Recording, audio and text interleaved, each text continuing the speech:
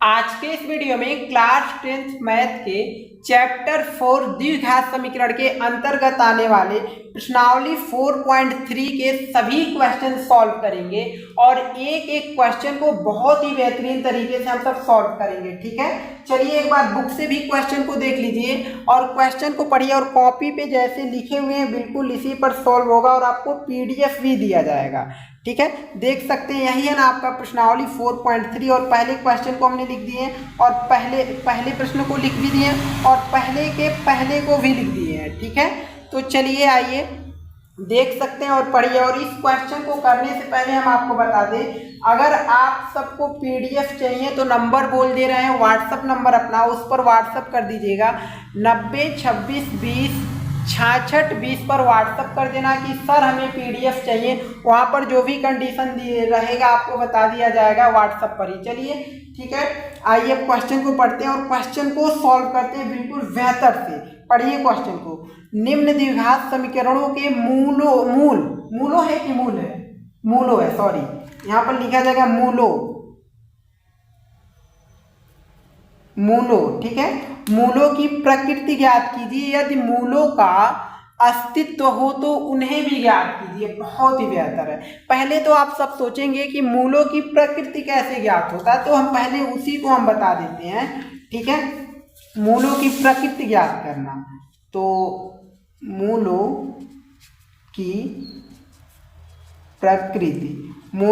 प्रकृति ज्ञात करने के लिए आपका फॉर्मूला होता है।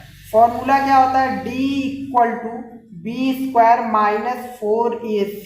यही होता है मूलों की प्रकृति ज्ञात करने के लिए फॉर्मूला होता है आपका। ठीक है, इसी फॉर्मूले से इस समीकरण का हम मूलों का जो है प्रकृति ज्ञात कर लेंगे और जब मूलों का प्रकृति ज्ञात हो जाएगा तो उससे हमें जो है कहा कि मूलों का अस्तित्व हो तो उन्हें भी ज्ञात कीजिए। यानी जब ये मूलों का प्रकृति ज्ञात हो जाएगा तो हमें पता चल जाएगा कि मूलों का अस्तित्व है या नहीं है। अगर मूलों का अस्तित्व रहेगा तो और सॉल्व करना रहेगा, अगर नहीं रहेगा तो कोई बात नहीं सॉल्व करना रहेगा।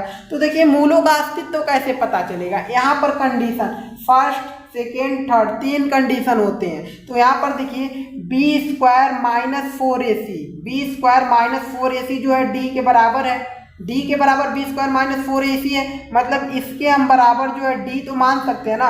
और जब समीकरण को सॉल्व करेंगे तो इसी फॉर्मूले पर सॉल्व करेंगे तो D का मान मिलेगा। अब देखिए D का मान जो है D के बराबर ही है ना। D का मान अगर 0 से छोटा है, ठीक है, 0 से छोटा है तो क्या है, मूलों का अस्तित्व है।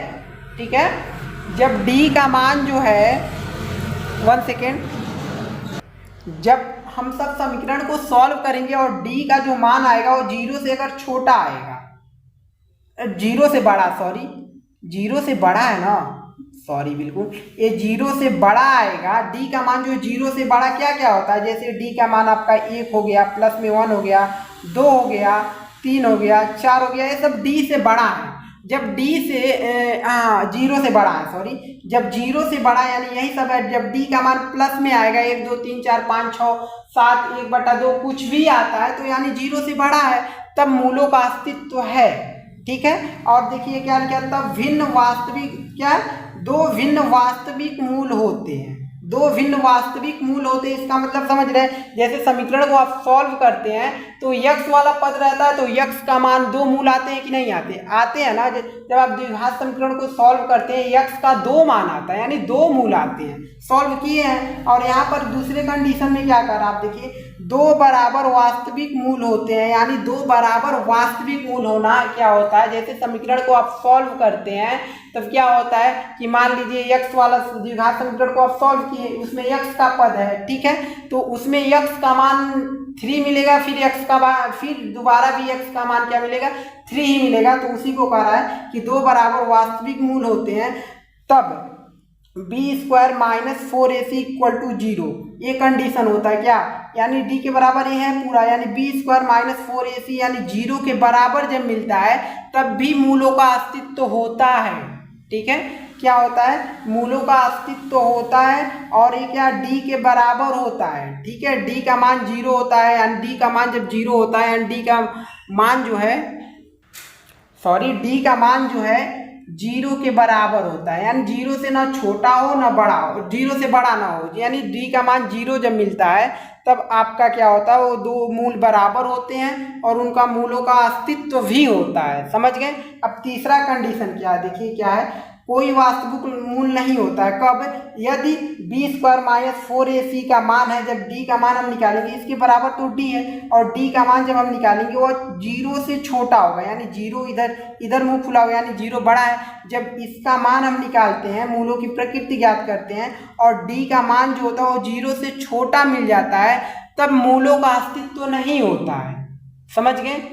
तब मूलों का अस्तित्व नहीं होता। अगर d का मान 0 के बराबर आता है तब मूलों का अस्तित्व होता है, और d का मान जब 0 से बड़ा आता है, यानी 1 2 3 4 5 6 मिल जाए, कुछ भी मिल जाए, 0 से बड़ा मिल जाए, तब भी मूलों का अस्तित्व होता है। जब सिर्फ और सिर्फ d का मान जो होता है, यानी बी स्क्वायर माइनस 4ac का मान जो होता है 0 से छोटा हो जाता है, तभी जो है मूलों का अस्तित्व नहीं होता है। ठीक है, चलिए क्वेश्चन को सॉल्व करेंगे, आप सब समझ जाएंगे बिल्कुल बेहतर से। ठीक है, समझ में आया ना मेरी बात। चलिए अगले क्वेश्चन को देख सकते हैं। क्वेश्चन क्या है आपका, पढ़िए अब क्वेश्चन को, फिर दोबारा पढ़ेंगे, तब सॉल्व करने में बहुत ही बेहतर रहेगा। ठीक है, अब चलिए, निम्न द्विघात समीकरणों के मूलों की प्रकृति ज्ञात कीजिए। यानी पहले तो हम प्रकृति ज्ञात करते हैं, तो ये हमारा द्विघात समीकरण है। समझिए, द्विघात समीकरण है और फॉर्मूला लगाना d बराबर बी स्क्वायर माइनस 4ac, मूलों की प्रकृति ज्ञात करने के लिए फॉर्मूला। तो b का मान और a का मान और c का मान कैसे मिलेगा इस समीकरण से? तो यहाँ पर सबसे पहले आप लिखिए हल, और इसको क्या करिए, द्विघात समीकरण से तुलना कर दीजिए। यानी द्विघात समीकरण क्या होता है, ax स्क्वायर प्लस में bx plus c equal to 0, यही द्विघात समीकरण का व्यापक रूप होता है से। ठीक है, तुलना करने पर, तुलना करिए तो देखिए एक्स स्क्वायर से एक्स स्क्वायर जब कटेगा, यानी ए का मान क्या मिल गया, इससे जब तुलना करेंगे तो ए का मान क्या मिलेगा, 2 तो मिलेगा ना। यहाँ पर एक्स स्क्वायर का गुणांक 2 है, यहाँ पर एक्स स्क्वायर का गुणांक ए है, यानी ए इक्वल टू क्या मिला हमारा 2 कामा, और बी का मान ये मिल जाएगा, एक्स का गुणांक बी है, बी का मान यहाँ पर एक्स का गुणांक क्या -3, यानी बी का मान क्या मिला, बी इक्वल टू -3 कामा, सी का मान 5, सी इक्वल टू 5। सही है, ये हो गया, ए बी सी तीनों का मान मिल गया। फॉर्मूले को रख दीजिए, मूलों का प्रकृति ज्ञात करने के लिए फॉर्मूला क्या होता है, d equal to b square minus 4ac। ठीक है, इस पे मान रखिए, ये आपका d तो रहेगा ही, इक्वल टू b का मान क्या -3, तो -3 का स्क्वायर है तो स्क्वायर -4 गुड़े a का मान क्या है जी 2 है, तो 2 गुड़े c का मान क्या है 5 है, तो 5 आप रख दिए। ठीक है, पहले क्वेश्चन को जो है थोड़ा बेहतर से सॉल्व करेंगे, उसके बाद क्वेश्चन को थोड़ा जल्दी कर देंगे, कोई दिक्कत नहीं है। ठीक, तो d इक्वल टू, अगर -3 का स्क्वायर करेंगे, -3 गुड़े -3 तो आपका प्लस में 9 हो जाएगा। सही है, -4 दूना 8, 8 25 40 हो गया। d इक्वल टू, डी को 9 में से 40 घटेगा नहीं ना, तो 40 में से 9 को घटा दीजिए, 31 बचेगा, और माइनस वाला बड़ा था इसलिए माइनस में। अब देखिए डी का जो मान मिला है, क्या मिला है, डी का मान जो मिला है वह 0 से क्या मिला है, छोटा मिला है, 0 से छोटा ही तो मिला है।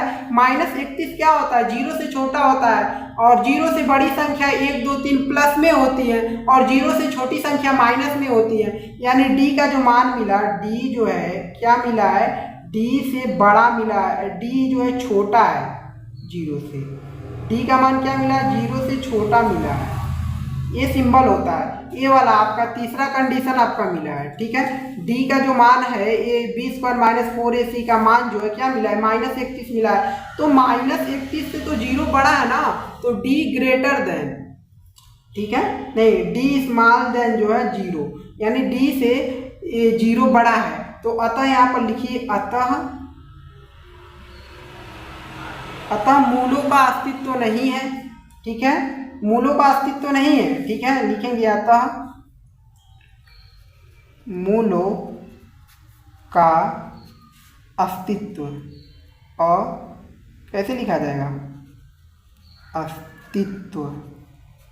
ठीक है, अस्तित्व नहीं है।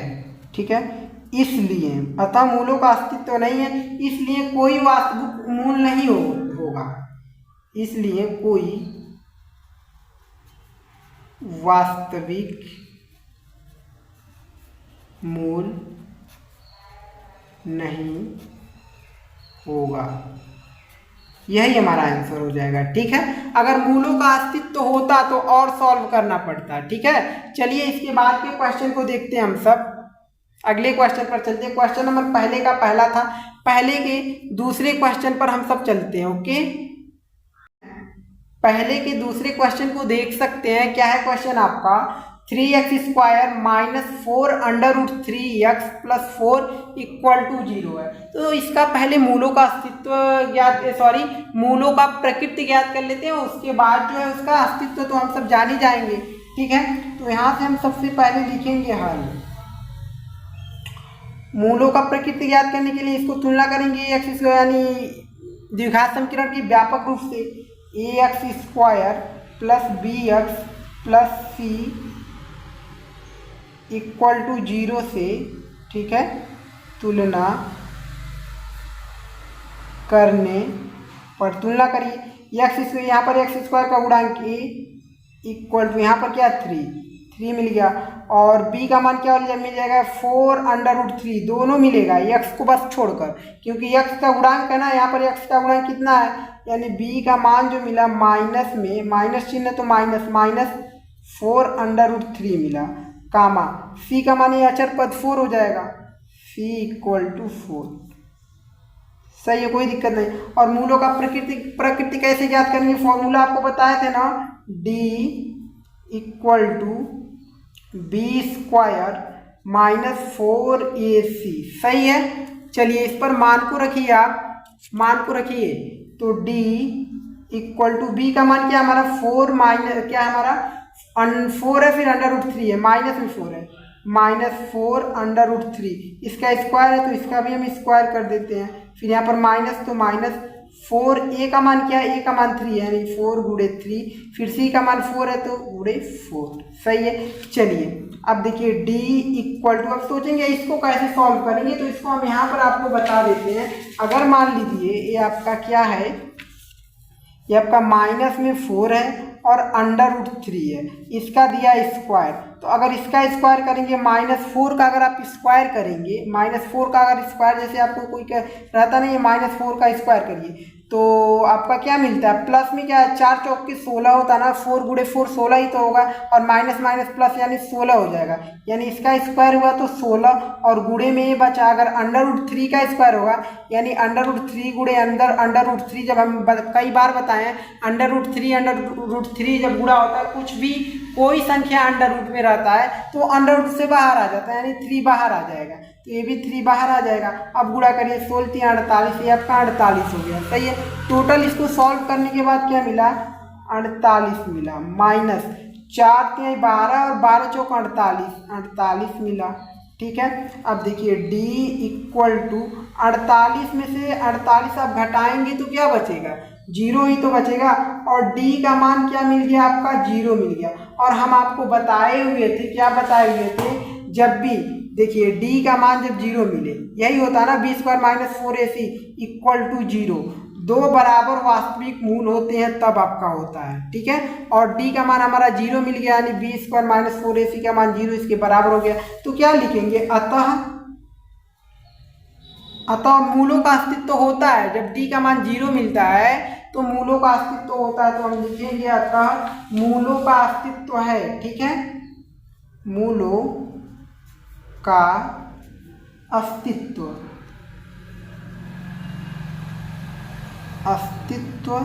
मूलों का अस्तित्व है, एवं जो है इसके 2 बराबर वास्तविक मूल हैं, इसके 2 बराबर वास्तविक मूल हैं, ये आपका हो गया।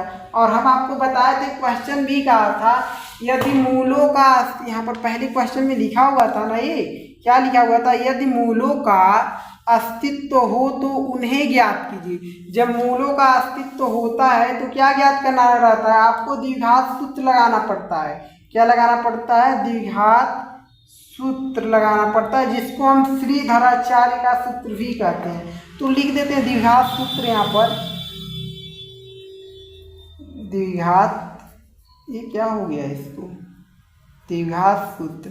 और द्विघात सूत्र आपको जहाँ तक पता है, आप सब बहुत बार द्विघात सूत्र श्रीधराचार्य का सूत्र सुने हैं कि नहीं सुने, सुने हैं ना, जानते भी होंगे आप। तो द्विघात सूत्र जो होता है माइनस में b plus minus under root b square minus 4ac, हाँ बी स्क्वायर माइनस 4ac बटे में 2a होता है, यही होता है ना फॉर्मूला।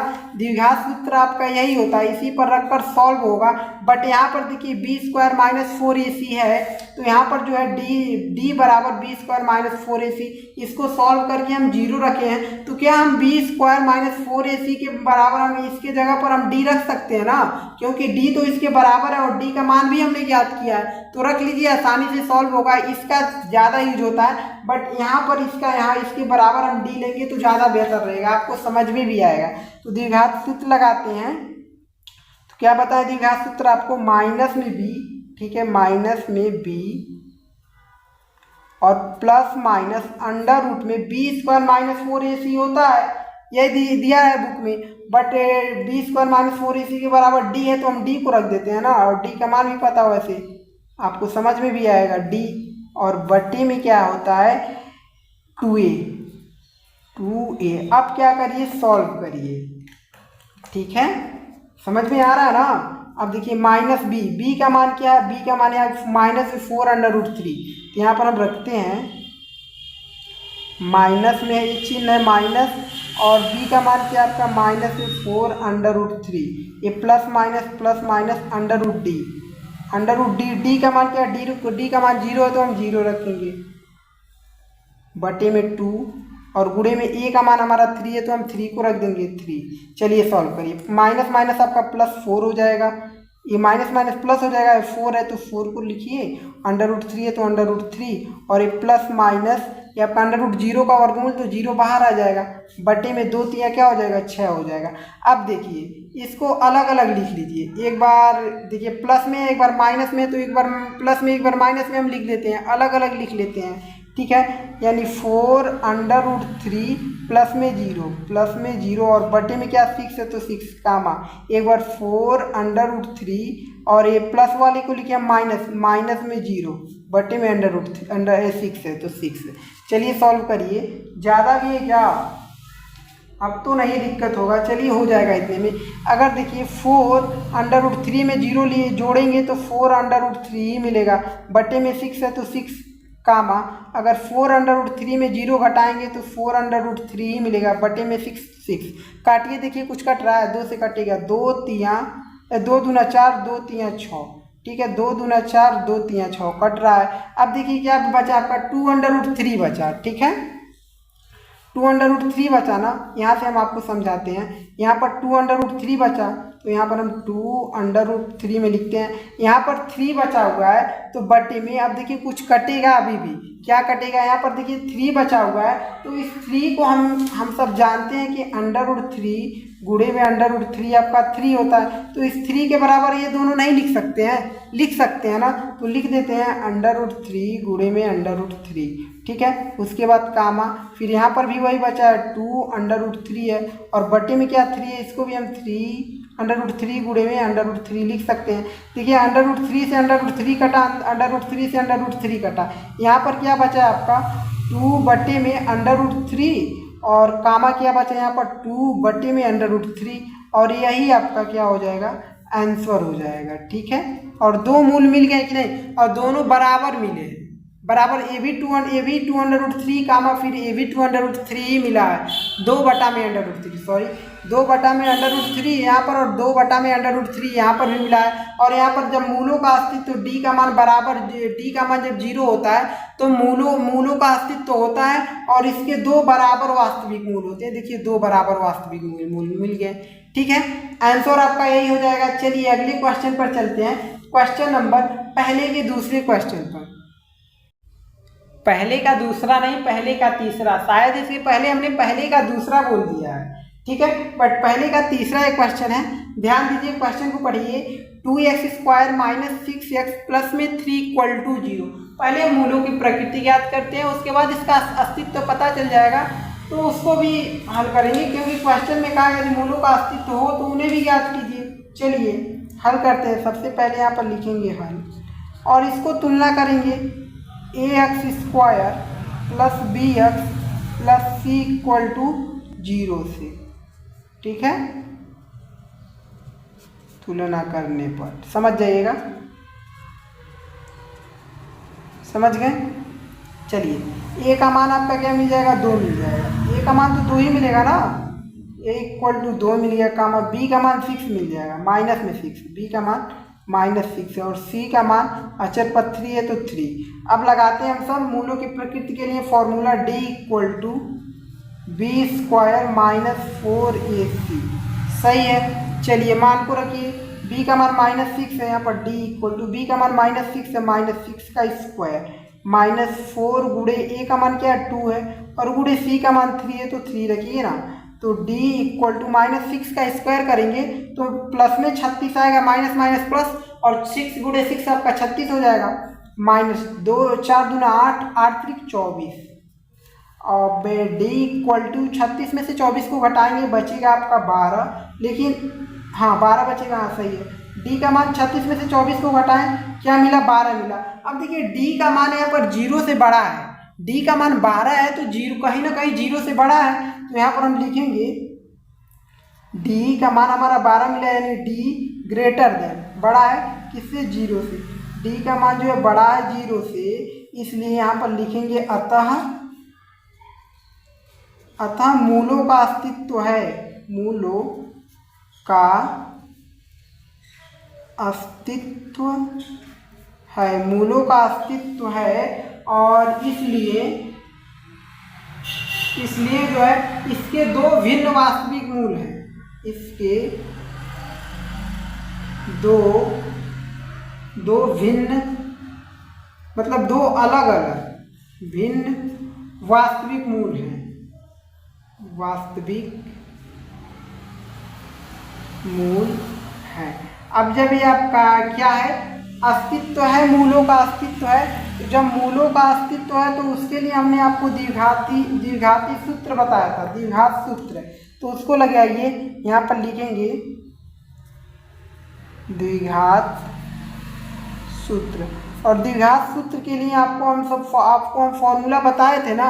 क्या फॉर्मूला होता है, माइनस में b, ठीक है, माइनस में b plus minus under root में b² - 4ac, तो b² - 4ac d के बराबर ही है, तो हम d को रख लेते हैं, आपके लिए सिंपल रहेगा। d बटे में क्या होता है 2a होता है, 2a।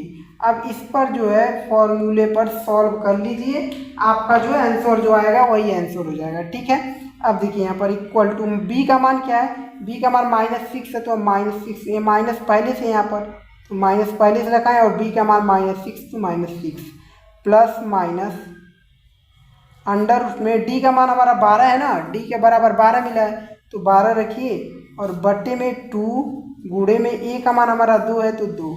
अब देखिए माइनस माइनस आपका प्लस हो जाएगा, ये 6 और ये प्लस माइनस अंडर रूट में 12, अंडर रूट से 12 को अगर बाहर निकालेंगे तो देखिए अंडर रूट का अगर हम गुणनखंड करेंगे तो 2 से 6 बार में, फिर 2 से 3 बार, फिर 2 से 3 का 3 क्रम 3, इन दोनों का जोड़ मिल रहा है, यानी 2 जो है जिसका जोड़ मिलेगा अंडर रूट से बाहर आ जाएगा, 2 बाहर आ गया। अब इस 3 का जोड़ नहीं मिला, ठीक है, जोड़ा नहीं मिला तो ये 3 जो है अंडर रूट में ही रहेगा।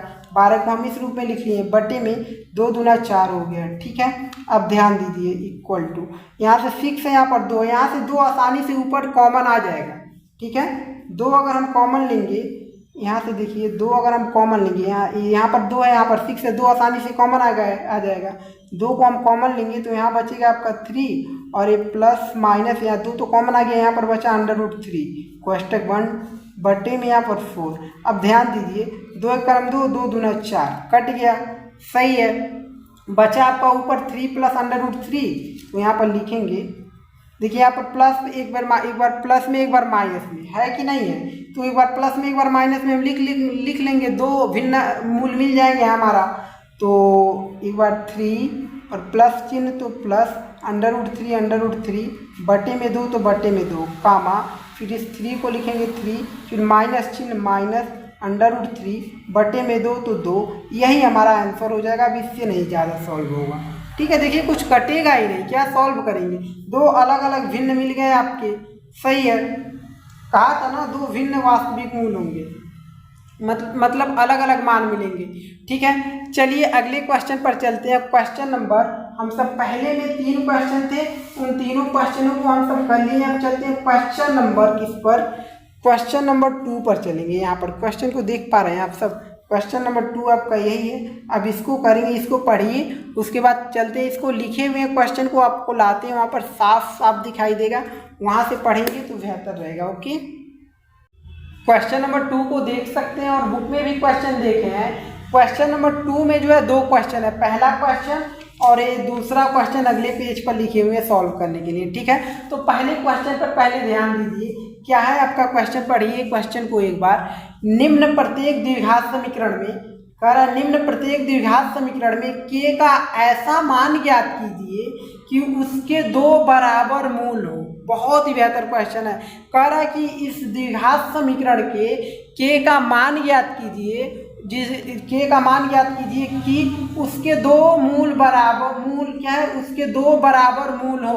और आप सबको हमने बताए थे कि जब 2 मूल बराबर हो तो कौन सा फॉर्मूला लगता है, जब 2 मूल बराबर हो तो b² - 4ac = 0 होता है। सही है, क्या है, 2 बराबर वास्तविक मूल होते हैं यदि b² - 4ac = 0 हो तब, यानी इसके बराबर टोटल क्या होता है, d होता है। तो d = 0 जब होता है तब आपका 2 बराबर मूल होते हैं। सही है, तो वही फॉर्मूला लग जाएगा आपका आसानी से। चलिए सॉल्व करते हैं। पहले इसका जो है, इसको ax² + bx + c = 0 से तुलना कर दीजिए द्विघात समीकरण के व्यापक रूप से। तो यहाँ पर सबसे पहले हम लिखेंगे हल ax² प्लस में bx + c = 0। ठीक है, से तुलना करने पर हमने तुलना कर लिया तो a का मान आपका 2 मिल जाएगा। ठीक है, कामा, और b का मान क्या मिल जाएगा, k मिल जाएगा। b = x का गुणन क्या है, k है ना, तो k मिल जाएगा, कामा। c का मान जो अचर पद 3 है तो ये 3 मिल जाएगा। और कहाँ क्या है, 2 मूल बराबर हो, हम यहाँ पर लिख देते हैं 2 मूल बराबर हो, तब के लिए फॉर्मूला क्या लगता है, d बराबर जब 0 होता है तभी आपका 2 मूल बराबर होते हैं। और d का मान क्या होता है, d = b² - 4ac होता है। तो d की जगह क्या हम लिखेंगे, b² - 4ac = 0। अब मान को रख लीजिए, इसीलिए हमने a b c का मान निकाला है। तो b का मान हमारा k है तो हम k² करेंगे, k² b² है तो ठीक है, -4 गुणे में a का मान देखिए 2 है तो 2 रखिए, गुणे c का मान 3 है तो हम 3 रखेंगे = 0। ठीक है, अब देखिए आपका एक k² हो जाएगा और 4 दूना 8, 8 त्रिक 24, -24 हो जाएगा = 0। 24 को बराबर के उधर भेजिए, यानी k² = 24 उधर जाएगा तो प्लस में 24 हो जाएगा। और k पर से हम स्क्वायर को हटाएंगे तो बराबर की इधर की संख्या क्या हो जाती है, अंडर रूट में चली जाती है। तो k से हम स्क्वायर हटाएं तो बराबर की इधर संख्या किस में चली गई, अंडर रूट में 24 हो गया। और 24 को अंडर रूट से बाहर निकालते हैं तो 24 का पहले हम गुणनखंड करते हैं। देखिए 2 से काटेंगे, 2 छक्के 12, 2 एक कम 2, 2 दूना 4, 12 बार में काटा, फिर 2 से काटिए, 2 छक्के 12, फिर 2 से काटिए, 2 तिया 6, फिर 3 एक कलम 3, 3 से ही कटेगा, यानी 2 का एक जोड़ा मिला। वर्गमूल में जिसका जोड़ा मिलता है उसी को हम बाहर निकालते हैं। इसका जोड़ा मिल गया 2 का 1, तो हम k = 2, एक इसका जोड़ा मिला तो इसको हम 2 लिख दिए। फिर इस 2 का जोड़ा तो नहीं मिला, फिर 2 और 3 है तो 2 तिहाई 6 होता है तो अंडर रूट में 6 हो गया। और k का मान हमारा क्या मिला, 2 अंडर रूट में 6 मिला, और यही हमारा आंसर हो जाएगा। ठीक है, और जो जब 2 मूल बराबर होते हैं आपको पता चल गया। इसके बाद एक और क्वेश्चन है, चलिए अगले क्वेश्चन पर चलते हैं, क्वेश्चन नंबर 2 पर। क्वेश्चन नंबर 2 को देख सकते हैं। चलिए क्या है आपका, यहाँ से सबसे पहले हल लिखिए, जैसे उसको किए बिल्कुल उसी तरीके से करिए। kx का एक पहले इसमें गुणा करिए, के एक्स और एक्स का गुणा करेंगे तो के एक्स स्क्वायर हो जाएगा, फिर के एक्स का गुणा -2 में करेंगे तो -2 के एक्स हो जाएगा, और ये +6 इक्वल टू 0। सॉल्व। चलिए इसको तुलना करिए x square plus b x plus c से, तो a x square plus b x plus c equal to 0 से तुलना करने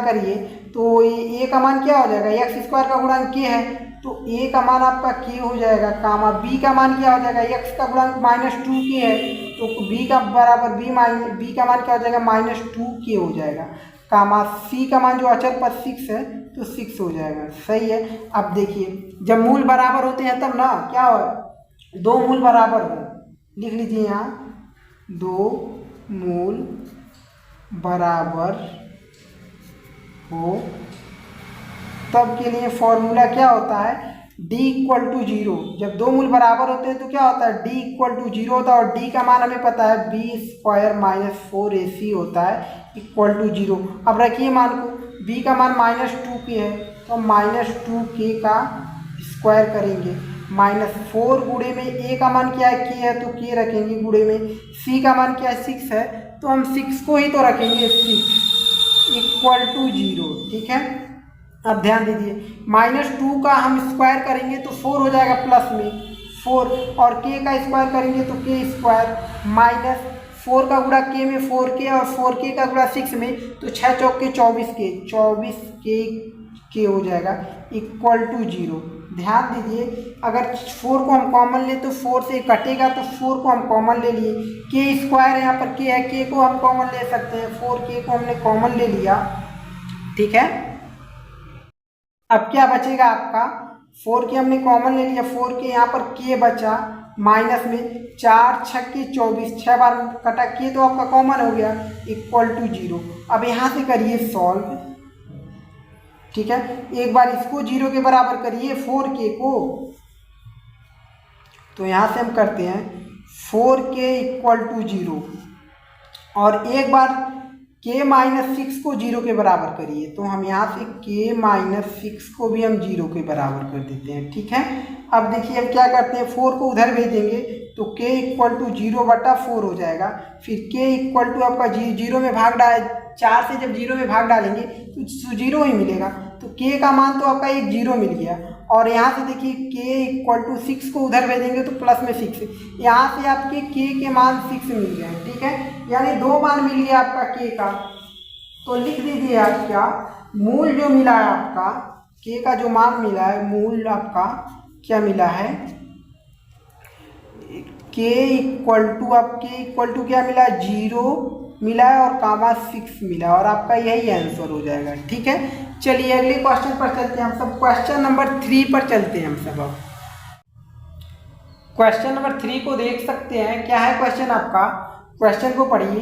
क्या एक ऐसी आम की बगिया बनाना संभव है जिसकी लंबाई चौड़ाई से 2 गुनी है। कह रहा है कि क्या एक ऐसी आम की बगिया बनाना संभव है जिसकी लंबाई जो है चौड़ाई से 2 गुनी है और उसका क्षेत्रफल जो है 800 मीटर स्क्वायर हो, तो उसकी लंबाई और चौड़ाई ज्ञात कीजिए। बहुत ही बेहतर क्वेश्चन है। देखिए कह रहा है कि लंबाई चौड़ाई जो है, क्या कहा है, लंबाई जो है चौड़ाई से 2 गुनी है। अगर मान लीजिए लंबाई हमारा ये है, मान लीजिए हमारा ये चौड़ाई है, ठीक है, इतना, अगर लंबाई 2 गुना है, मान लीजिए इससे 2 गुना इतना बड़ा हो गया, तो ये आपका ये आयत का आकार बन गया। किसका आकार बन गया, आयत का आकार, आयत का आकार बन गया।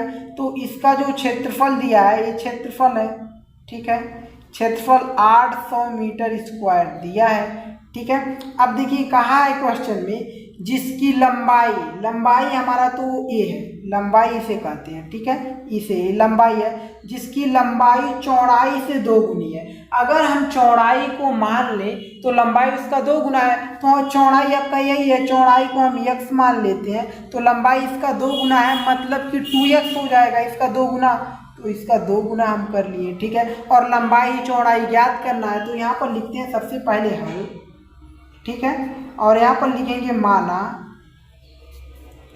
माना चौड़ाई चौड़ाई हमने माना यक्स, ठीक है, यक्स अगर चौड़ाई यक्स हमने माना, इसलिए लंबाई जो हमारा होगा वह कितना होगा 2x, इसका 2 गुना हो जाएगा 2x हो जाएगा, ठीक है। अब क्या आपका दिया क्षेत्रफल, इस आयत का क्षेत्रफल तो दिया है ना, तो यहाँ पर हम लिख देंगे क्या, आपका क्षेत्रफल है ना, तो यहाँ पर हम लिख देते हैं क्षेत्रफल आपका दिया है कितना 800 मीटर स्क्वायर, 800 मीटर स्क्वायर, कोई दिक्कत नहीं है। अब देखिए आयत का क्षेत्रफल बराबर आपका फॉर्मूला होता है, आपको पता है ना, तो यहाँ पर आप बता देते फॉर्मूले को, आयत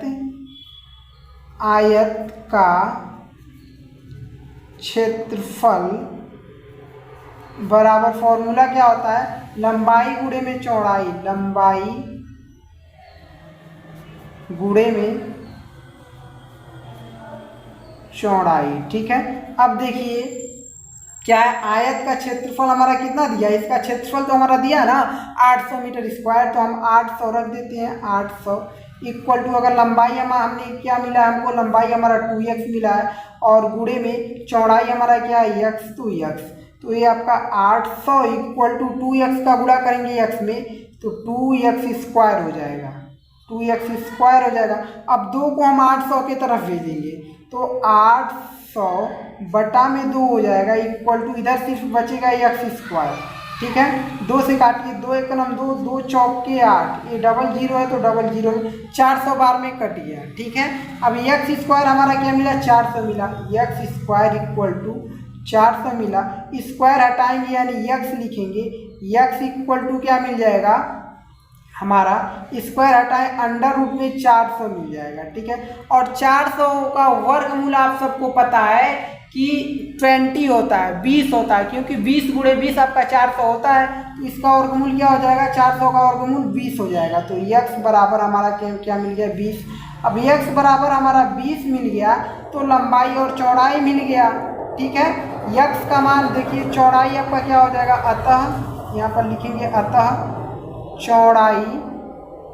चौड़ाई हमने x माना, x का मान क्या मिला 20, तो 20 मीटर आपका हो जाएगा, ठीक है। और जो है चौड़ाई और लंबाई क्या है आपका, लंबाई इक्वल टू हमने क्या माना 2x, यानी 2 गुणे में 20, 2 का गुणा में 20 होगा, देखिए अगर चौड़ाई का 2 गुना है ना, तो लंबाई हमारा 2x है, तो 2 तो आपका रहेगा, यह x की जगह 20 रहेगा, यानी 2 गुणे में क्या हो जाएगा आपका 2 × 20 हो जाएगा, यानी कि आपकी 40 मिल जाए, 40 मीटर हो जाएगा। ये हो गया आपका क्वेश्चन नंबर 3 सॉल्व, ठीक है। चलिए अगले क्वेश्चन पर चलते हैं। अगला क्वेश्चन जो है आपका क्वेश्चन नंबर 4 है, ठीक है। क्वेश्चन नंबर 4 को देख सकते हैं, और क्वेश्चन नंबर 4 को सॉल्व करने से पहले अगर आपने अभी तक वीडियो को लाइक नहीं किया और देख पा रहे हैं आप सब अभी लाइक नहीं किए, तो एक लाइक सिर्फ और सिर्फ मेरा सपोर्ट करने के लिए कर दीजिए, और अगर आप चैनल पर नए हैं तो चैनल को सब्सक्राइब जरूर करिएगा, जिससे कि आप सबको हर एक वीडियो का नोटिफिकेशन मिलता रहेगा और क्लास 10th की बहुत ही बेहतर से आपकी तैयारी होती रहेगी, ठीक है। चलिए क्वेश्चन नंबर 4 को पढ़िए, और बहुत ही बेहतर क्वेश्चन है और बहुत ही बेहतरीन तरीके से इसको हम सब सॉल्व भी करेंगे, ठीक। और PDF के लिए हम आपको बता दिए हैं, व्हाट्सएप पर जाना है, मैसेज करना है कि सर हमें PDF चाहिए, ठीक है, वहाँ पर जो भी कंडीशन है हम बता देंगे। चलिए पढ़िए, क्या आपका क्या निम्न स्थिति संभव है, कह रहा है क्या है निम्न स्थिति संभव है, और इसके बाद क्वेश्चन है यदि है तो उनकी वर्तमान आयु ज्ञात कीजिए। अब चलिए अगर यानी स्थिति संभव है तो उनकी वर्तमान आयु ज्ञात कीजिए। 2 मित्रों की आयु का योग 20 वर्ष है, यानी 2 मित्र हैं, उन दोनों मित्रों की आयु कुछ भी आयु होगी, मतलब उन दोनों की आयु का जो है जोड़ यानी योग जो है 20 वर्ष है, ठीक है। 4 वर्ष पूर्व उनकी आयु जो है वर्षों का 4 वर्ष पूर्व जो है उनकी आयु का गुणनफल 48 था। बेहतर क्वेश्चन है और बेहतरीन से समझेंगे। चलिए एक जो है रफ कार्य करने के लिए एक पेज ले लेते हैं, समझ जाएंगे। कहा है क्वेश्चन 2 मित्र की आयु का योग 20 वर्ष है, ठीक है। मान लीजिए पहला मित्र है और प्लस में दूसरा मित्र है, ठीक है, और ये पहला मित्र और दूसरा मित्र है, दोनों मित्रों का आयु का योग जो है 20 वर्ष है, यानी 20 है। ठीक है, मान लीजिए अगर पहले मित्र को अगर हम मान लें x वर्ष का है तो दूसरा मित्र क्या होगा, प्लस दूसरा हो जाएगा। ठीक है, इक्वल टू 20, तो दूसरा ये 20 है, दूसरा बराबर इधर 20 है, x को इधर भेजेंगे तो माइनस x हो जाएगा। अगर पहले मित्र को हम x मान लेते हैं तो दूसरे मित्र का आयु 20 माइनस x हो जाएगा। ठीक है, तो इसी को हम मानकर पहले ले चलेंगे। यहाँ पर सबसे पहले लिखेंगे हल। ठीक, माना पहले मित्र की आयु, क्या मान लेते हैं, पहले मित्र की आयु, पहले मित्र की आयु, पहले मित्र की आयु हम x वर्ष मान लेते हैं, x।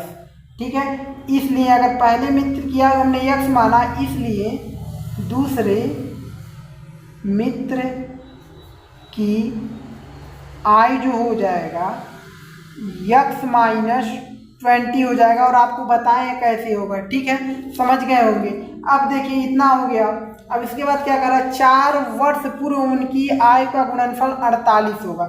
4 वर्ष पूर्व चलते हैं, 4 वर्ष पूर्व दोनों मित्रों की आयु, दोनों मित्रों की आयु। अगर आपसे कोई कहे कि 4 वर्ष पूर्व आपकी आयु क्या थी, मान लीजिए इस समय आप 16 साल के होंगे, तो 16 में से 4 को घटाएंगे तो कितना कहेंगे, 12 वर्ष के रहे होंगे।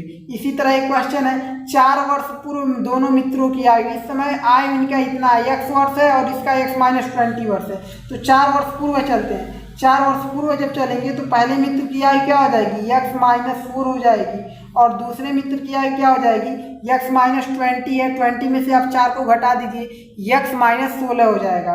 तो x माइनस 20 में से हम 4 को घटाएं तो x माइनस हमारा 16 मिल गया। और यहाँ पर कहा है 4 वर्ष पूर्व उनकी आयु का गुणनफल 48 था, तो ये पहले मित्र की आयु और दूसरे मित्र की आयु, इनका गुणनफल जो है 48 कर दिए। अब चलिए सॉल्व करिए, सॉल्व करते हैं। यहाँ देखिए x का गुणा यहाँ पर x में करेंगे तो x स्क्वायर हो जाएगा, क्या कुछ गलत, 20 माइनस x लिखना था ना, यही दिक्कत हो गया यहाँ पर। अब देखिए यहाँ पर हमने पहले मित्र की आयु हमने x वर्ष माना, तो दूसरे मित्र की आयु भी 20 माइनस x होगा ना, यहाँ जो है थोड़ा सा दिक्कत हो गया, इसको काटिए। अगर पहले मित्र की आयु हमने x माना था तो दूसरे मित्र की आयु क्या हो जाएगी, 20 माइनस x वर्ष होगा ना, तो इसको भी काटना पड़ेगा। क्या करें अब, चलिए काट देते हैं, कोई दिक्कत नहीं है। अगला पेज लेंगे तो ज़्यादा दिक्कत हो जाएगा, समझ जाइएगा आप सब। ठीक है, इन दोनों मित्रों को आयु का 4 वर्ष पूर्व पहले जाना था, तो x माइनस 4 हो जाएगा ना ये, और गुणे में ये क्या हो जाएगा, ये 20 में से 4 को हम घटाएंगे तो 16 माइनस में क्या हो जाएगा, x हो जाएगा, इक्वल टू की क्या, 4 वर्ष पूर्व उनकी आयु का गुणनफल 48 था, इसलिए 48 हो जाएगा। ठीक, ये तो आपका कट गया, कोई दिक्कत नहीं है। चलिए कट पीस रहता, चलिए समझिए, x का गुणा अगर 16 में करेंगे, x का गुणा अगर 16 में करेंगे तो 16x हो जाएगा, फिर x का गुणा माइनस x में माइनस x स्क्वायर हो जाएगा, फिर 4 का गुणा 16 में करेंगे, माइनस और प्लस माइनस 16 चौके 64, माइनस माइनस प्लस, और x का गुणा 4 में तो 4x इक्वल टू 48। सॉल्व करिए, यहाँ से देखिए x स्क्वायर को पहले लिखिए, माइनस में x स्क्वायर पहले हमने लिखे, 16x और 4x आपका प्लस में 20x, प्लस चिन्ह है ना, प्लस में 20x, और माइनस 64। ठीक है, 48 को इधर लाएंगे तो माइनस में इधर आएगा, 48 हो जाएगा, इक्वल टू उधर बचेगा अब 0। ठीक है, अब देखिए अब क्या करना है, ये माइनस में x स्क्वायर और ये प्लस में 20x, और माइनस माइनस चिन्ह सेम है तो जुट जाएगा, चिन्ह वही रहेगा। 64 और 48 को जोड़ेंगे, 8 4 12 का 2 और 6 10 112 हो गया। ठीक है, अब देखिए यहाँ से आप क्या करिए, यहाँ से आप माइनस कॉमन ले सकते हैं, इक्वल टू 0, यहाँ से जब आप माइनस को कॉमन लेंगे तो माइनस को हमने कॉमन लिया, यहाँ पर बचा आपका एक्स स्क्वायर, चिन्ह बदल जाएगा, माइनस कॉमन लिए, प्लस में 20 है तो माइनस में 20x हो जाएगा, माइनस में 20x, और ये जो है माइनस में 112 है, प्लस में 112 हो जाएगा, इक्वल टू 0। अब माइनस को चिन्ह को उधर भेजेंगे तो 0 हो जाएगा, यानी एक्स स्क्वायर माइनस में 20x प्लस 112 इक्वल टू 0। ये हो गया आपका द्विघात समीकरण में आ गया। ठीक है, तो आप सोचेंगे इसका फैक्टर करके सॉल्व करें, ऐसा मत करिएगा। पहले देखिए, आप सोचेंगे इसका फैक्टर करें और इसको सॉल्व करके x का मान निकालने हमें मिल जाएगा मित्रों की। अभी ऐसा मत करिएगा, क्योंकि यहाँ पर कहा है कि क्या निम्न स्थिति संभव है, जो कह रहा है मतलब क्या निम्न स्थिति संभव है, यदि है तो उनकी वर्तमान आयु ज्ञात कीजिए। पहले हम जांच करते हैं क्या इनकी निम्न स्थिति संभव है कि नहीं। कैसे जांच होगा, अब हम आपको बताते हैं। ऐसे जांच होगा, इसका जो है हम क्या ज्ञात कर लेते हैं, मूलों का अस्तित्व तो पता कर लेते हैं। अगर मूलों का अस्तित्व होगा तो x का मान निकालेंगे, अगर मूलों का अस्तित्व नहीं होगा तो नहीं निकालेंगे। तो मूलों का अस्तित्व निकालने के लिए क्या करते हैं, d इक्वल टू में यानी मूलों की प्रकृति को पता करते हैं, यानी d equal to b square minus 4ac होता है। इस पर रखिए, d का मान मिलेगा, पता चल जाएगा, इक्वल टू b का मान क्या है, b का मान यहाँ पर देखेंगे माइनस में 20 है तो माइनस में 20 का स्क्वायर माइनस 4 गुणे a का मान क्या है, यहाँ पर कुछ नहीं है, यानी एक्स स्क्वायर का गुणांक कुछ नहीं है, यानी 1 मिलेगा, 1 हो जाएगा गुणे, और c का मान यहाँ पर 112। ठीक है, चलिए अब क्या करते हैं हम सब, अब देखिए d इक्वल टू अगर माइनस 20 का आप स्क्वायर करेंगे तो 400 हो जाएगा, माइनस माइनस प्लस हो जाएगा, 400 माइनस 4 एकम 4 और 4 का गुणा 112 में करेंगे तो 448 मिलेगा, 448 मिला। अब देखिए d इक्वल टू 400 में से 448 को घटेगा नहीं ना, 448 में से 400 को घटा दीजिए और माइनस चिन्ह लग जाएगा, माइनस 48 मिल जाएगा। यानी d का मान आप देख सकते हैं, d का मान जो है क्या मिला है, d का जो मान है वह क्या मिला है, ये 0 से छोटा है कि बड़ा है, 0 से छोटा है। क्या है, d का जो मान है वो 0 से छोटा है, इसलिए d स्मॉल देन 0, 0 बड़ा है ना आपका, d का मान क्या मिल गया, 0 से छोटा मिल गया। जब d का मान 0 से छोटा मिल जाता है तो मूलों का अस्तित्व तो नहीं होता, इसको सॉल्व नहीं करना है। ठीक है, तो यहाँ पर लिखेंगे अतः मूलों का अस्तित्व नहीं है, मूलों का अस्तित्व नहीं है। अगर लिखना लिख सकते हैं, इसलिए इसके वास्तविक मूल नहीं होंगे, लिख सकते हैं, इसलिए इसके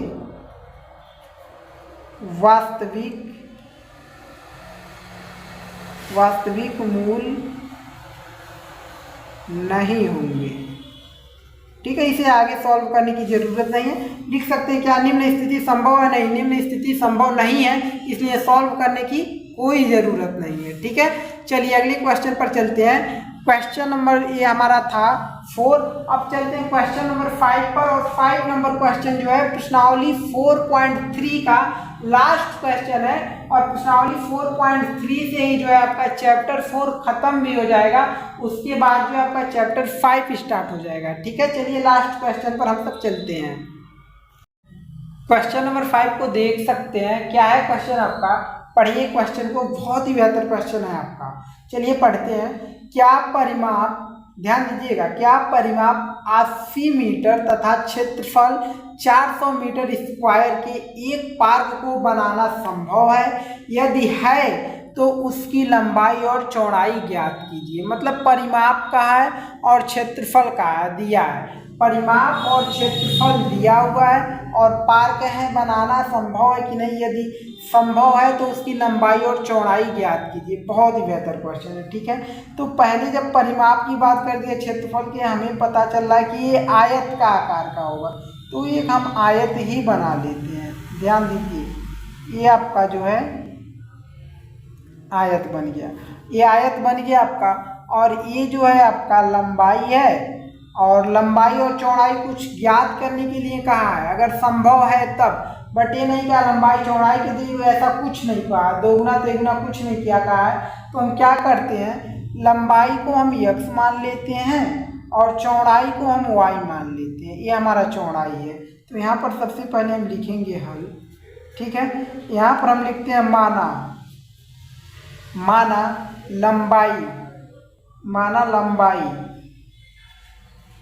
लंबाई हमने क्या मान लिया, हमने x माना है।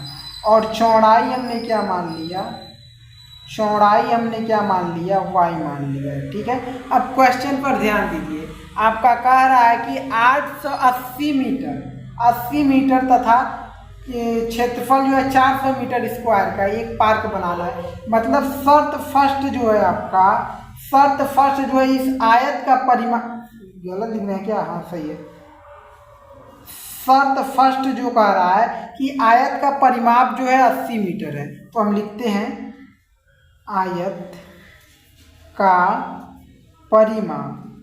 परिमाप जो है कितना है, 80 मीटर। तो यहाँ पर 80 रखते हैं। आयत का परिमाप इक्वल टू 80 है।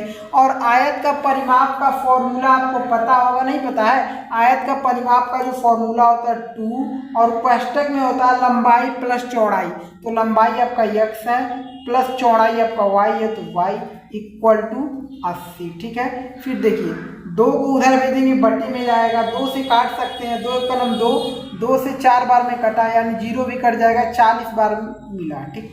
2 से 40 बार में 80 टोटल कट जाएगा, यानी x plus y equal to 40 मिला। इसको आप समीकरण फर्स्ट ले सकते हैं, ठीक है। और शर्त 2 में हम सब चलते हैं। शर्त 2 जो है आपका क्या है, आयत का क्षेत्रफल 400 मीटर स्क्वायर दिया है। तो आयत का क्षेत्रफल, समझिए, आयत का क्षेत्रफल इक्वल टू क्या है, 400 है। और आयत का क्षेत्रफल का फॉर्मूला आपको पता है, लंबाई गुणे में चौड़ाई होता है। तो लंबाई आपका x है और गुणे में चौड़ाई आपका y है, इक्वल टू 400। ध्यान दीजिए, यानी x का y में गुणा होगा, क्या हो जाएगा, 400। y का मान 400 मिला। और इसको आप समीकरण 2 ले लीजिए। समीकरण आपने 2 ले लिए, ठीक है, कोई दिक्कत नहीं है। अब क्या करना है, यहाँ पर क्या करते हैं, अगर देख लीजिए यहाँ से जो है आपका, अगर यहाँ पर हम x का मान रखें या y का मान रखें तो बेहतर रहेगा समीकरण 2 में। यहाँ से इसको अभी समीकरण फर्स्ट मत लीजिए, इस x को 40 के उधर भेजिए, इधर बचेगा आपका y, सही है। इधर बचेगा आपका y इक्वल टू, इधर 40 तो 40 रखिए, x को उधर भेजेंगे तो माइनस में x हो जाएगा। इसको आप ले लीजिए समीकरण फर्स्ट, सही है। इसको आप समीकरण फर्स्ट ले लिए, इसको समीकरण सेकेंड ले लिए। अब देखिए समीकरण फर्स्ट का जो y का मान है, यही समीकरण सेकेंड में रख दीजिए। तो एक पेज ले लेते हैं, ज़्यादा बेहतर रहेगा। यहाँ पर हम लिख देते हैं समीकरण, ये जो फर्स्ट है, समीकरण फर्स्ट के y का मान समीकरण 2 में, ठीक है, रखने पर, समीकरण फर्स्ट के y का मान समीकरण 2 में रखने पर, समीकरण 2 यही है आपका। और समीकरण फर्स्ट का y का मान 40 माइनस x है, तो x तो आपका रहेगा ही x, और y की जगह क्या रहेगा, y का मान 40 माइनस x है, तो 40 माइनस x रख देंगे, इक्वल टू क्या, इक्वल टू हमारा 400 है, तो 400, ठीक है। सॉल्व करिए। अब देखिए x का गुणा 40 में आपका 40x हो जाएगा, x का गुणा इसमें करेंगे तो माइनस में x स्क्वायर हो जाएगा, इक्वल टू 400। ध्यान दीजिए, x स्क्वायर को पहले लिखिए, माइनस में x स्क्वायर, ये प्लस में जो है 40x है, इक्वल टू 400। 400 को इधर लाना चाहिए था, तो माइनस में 400 हो गया होता, माइनस में 400 हो जाएगा, ठीक है। इक्वल टू 0 उधर बचा, ठीक। अब देखिए यहाँ से माइनस को कॉमन लेंगे, यहाँ पर x स्क्वायर हो जाएगा, और प्लस में है तो माइनस में 40x हो जाएगा, ठीक। चिन्ह बदल जाएगा, माइनस कॉमन लिए, ये माइनस है तो ये प्लस हो जाएगा, ठीक है, प्लस 400 इक्वल टू 0। अब देखिए माइनस को 0 की तरफ भेजेंगे वो तो 0 हो जाएगा, बचा आपका क्या, x square minus 40x plus 400 equal to 0। ठीक है, अब ध्यान दीजिए, आप सोचेंगे कि अब इसको फैक्टर करिए, फैक्टर ना करिए, पहले इसका जो है अस्तित्व को जांच कर लीजिए। ठीक है, इसका जो है क्या है, अस्तित्व है कि नहीं है। तो जांच कैसे अस्तित्व को करते हैं आप सबको पता है, इसके मूलों का अस्तित्व है कि नहीं है। तो चलिए मूलों का अस्तित्व हम देखते हैं कि नहीं है। यहाँ से हम क्या लिखेंगे, अब d equal to b square minus 4ac, मूलों का अस्तित्व इसी से चेक होता है। ठीक है, चलिए मान को रखिए d इक्वल टू b का मान क्या है, 40 है, 40 ही है ना, x का गुणन 40 है, माइनस में 40, माइनस में 40 का स्क्वायर करेंगे, माइनस 4 गुणे a का मान हमारा x स्क्वायर का गुणन कुछ नहीं यानी 1 हो जाएगा, गुणे c का मान 400 है तो हम 400 रखेंगे।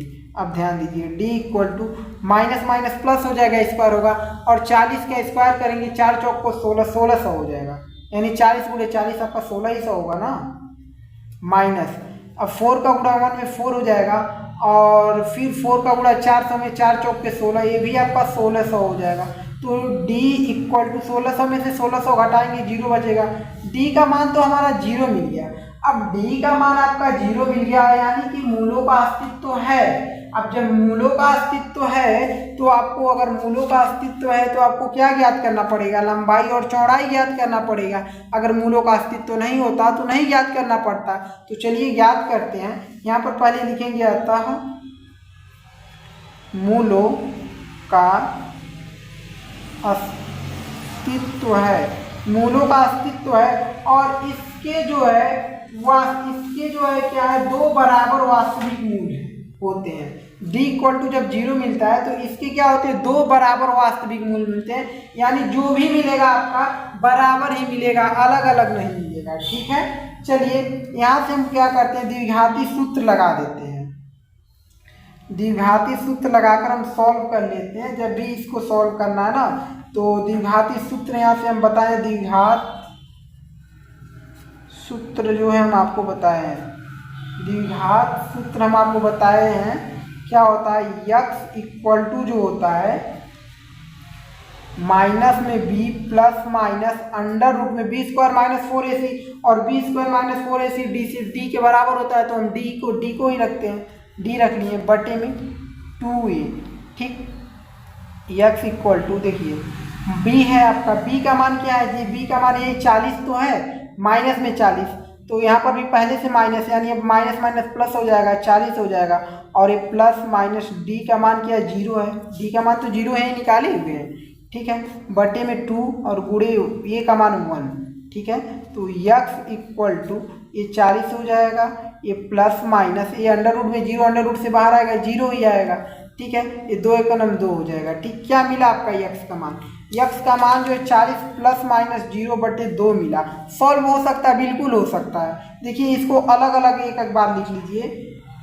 एक तो x बराबर आपका आएगा, x बराबर आपका आएगा 40, प्लस वाले चिन्ह को लीजिए, प्लस 0 बटे 2 कामा, एक तो x बराबर आपको मिलेगा 40 माइनस वाला चिन्ह लगा रहे हैं 0 बटा में 2। सॉल्व करिए तो देखिए x बराबर आपका 1, इसको जोड़ेंगे तो 40 बटा में 2 हो जाएगा, कामा यहाँ पर x बराबर आपका 40 में 0 बटा 40 बटा में 2, 2 एक 2, 2 से 20 बार में कटा, 2 एक 2, 2 से 20 बार में कटा। अब x के 2 मान मिलते हैं ना, तो x बराबर आपका 20 मिला, ध्यान दीजिएगा, और कामा फिर आपका x बराबर आपका 20 ही मिला, दोनों मिल गए। अब x का मान तो 20 मिल गया, यानी जो है अगर आप देखा जाए, अगर x का मान जो है, अगर लंबाई, यही आपका लंबाई है, लंबाई हमारा 20 मीटर मिला। ठीक, 20 मीटर लंबाई हमारा 20 मीटर मिला, तो चौड़ाई कितना होगा, अगर देखिए y बराबर 40x है, ठीक, 40 माइनस x है। अब इसी का हम रख देंगे x का मान समीकरण फर्स्ट में रखने पर। ठीक है, इसी x के मान को, x का मान 20 मिला है, अगर समीकरण फर्स्ट में रख देंगे तो चौड़ाई हमारा मिल जाएगा।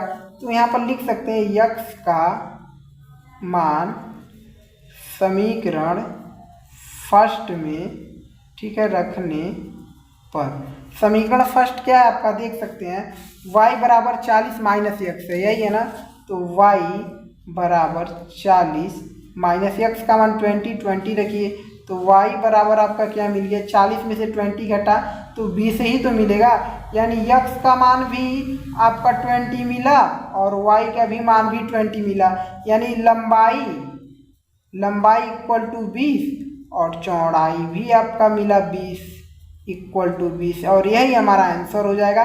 और इसी के साथ प्रश्नावली जो था आपका, प्रश्नावली कौन था, प्रश्नावली 4.3 के सभी क्वेश्चन समाप्त हो चुके हैं। अब अगले वीडियो में हम सब मिलेंगे चैप्टर 5 के, यानी प्रश्नावली 5.1 के साथ मिलेंगे। और अभी तक आपने एक भी लाइक नहीं किए हैं, एक लाइक नहीं किए हैं, इस वीडियो को यहाँ तक देख लिए हैं बट एक लाइक नहीं किए, तो सिर्फ और सिर्फ एक लाइक करिए, जिससे हमें सपोर्ट मिले कि आप सब हमारा सपोर्ट कर रहे हैं और आप सबके लिए हम और बेहतर तैयारी करवाएं। ठीक है, चलिए अगले वीडियो में मिलेंगे, इसी तरह बेहतर से बेहतर वीडियो के साथ मिलेंगे।